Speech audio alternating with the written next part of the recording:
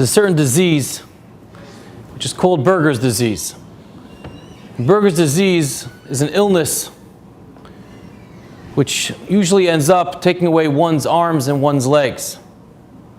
It's when certain veins and blood vessels don't have the ability to circulate anymore. They die out along with a lot of the tissue, and after a while leads to gangrene and usually affects first extremities and slowly takes over the entire arm and the entire leg. Most of the time it comes from people that smoke often, chewing tobacco and other such items. So Rabbi Tatz, who was a doctor in South Africa, he says over that he remembers in a hospital how a person was wheeled in with no more use at that time of his legs, smoking, into the hospital with this disease. He walked out of the hospital smoking without any legs. A year later, he walked back into the hospital still smoking, and he only had one arm left. And the question is, when you think to yourself, what possesses this individual? We all look at it in some objective form, and we say, what is he thinking? How is it possible for an individual just to look at himself, no use of his legs, then no legs, only one arm left, and he's still doing the thing which is killing him? He's still being involved in an activity that's destroying his entire being. How can a person go that far? And the teretz is, which I think is simple, is that once a person starts giving up on themselves, and a person realizes, all right, I lost movement in my foot, I lost a toe here, a toe there, and I'm already sinking. I'm already spiraling downward. What's it all worth already? So it's a matter of time. So I'll make it a little bit quicker doing the things I enjoy. And after a while, it doesn't help any stark reminders of not having feet or not having arms. He's just going to do what he wants to do until he kills himself. When we go into Yom Kippur, why is it that every year we come back with the same list? Some a little bit more, some a little bit less, some more intense, a little better. But overall, we're the same. I think to a large degree, to a great extent, it's because we just walk in already giving up on ourselves.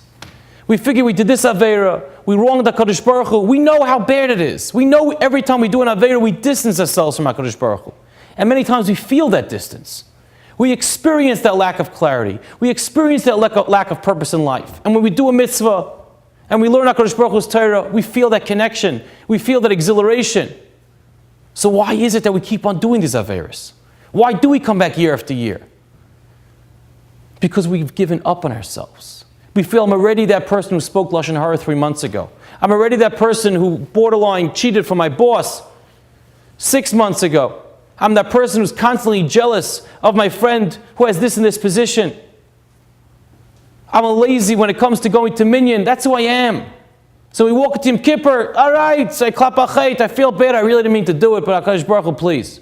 I'm never going to be the greatest person anyways. So we kind of give in and we don't think it's going to be a new year. And that's how we fall in, even though our legs and our arms and everything's being cut off, we're still smoking. We're still doing that Aveira. Now imagine for a moment someone would tell this individual who has this disease and tells him that, there's a new therapy out there. You could regenerate the growth of your arms and your legs. Would you then continue to smoke? And of course the answer would be, he'd throw away the cigarette in a moment. If he'd only be back the way he was, there'd be a whole different story. He'd start again with a new fresh start. That's the way it is Yom Kippur. When HaKadosh Baruch Hu went Tshuva Yisrael at Hashem Alekech, when we return to HaKadosh Baruch Hu, we get right to the source. It's a full tshuva, as if it was never done. But we have to believe in that. We have to see it. We have to sincerely understand that it's a new year. And HaKadosh Baruch Hu is wiping the slate clean totally, without any sketches left. And if we believe in that and understand that, and our tshuva really pierces HaKadosh Baruch Hu, then we'll regenerate all our arms and legs. And there's no 3 months ago that Aveira, 6 months ago that Aveira, daily this issue. There's none of that. It's a new start. Of course we'd throw away the cigarette. Of course we'd start living life all new again with a purpose, with a meaning, with an excitement like a young bar mitzvah bacher at age 13 when he puts on tefillin for the first time. It's a whole new lease on life we have. But it's one step further. This person who has his arms and legs back, he doesn't just get them back the way he was. He gets them back and they're stronger. And now his legs can run faster. And they're more sensitive to touch. And he's a greater individual than he ever was before, even before he did this, all these issues. That's what tshuva does. It doesn't just make us that we now have arms and legs. We just wipe the slate clean. But in a place where there are bali tshuva, where people have done tshuva, even people who are fully righteous, tzaddikim can't be near them. Why is that?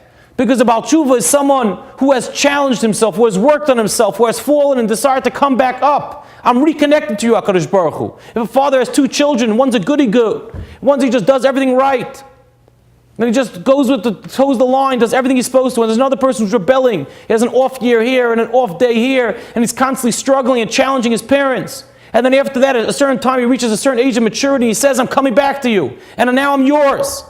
Who do you feel that relationship stronger with? Who do you have that connection that's so much more precious? The one who fought to get that connection with you. The one who struggled mightily to develop that relationship. So the place where our Baal Tshuva is, we're not looking in Yom Kippur to be tzaddikim.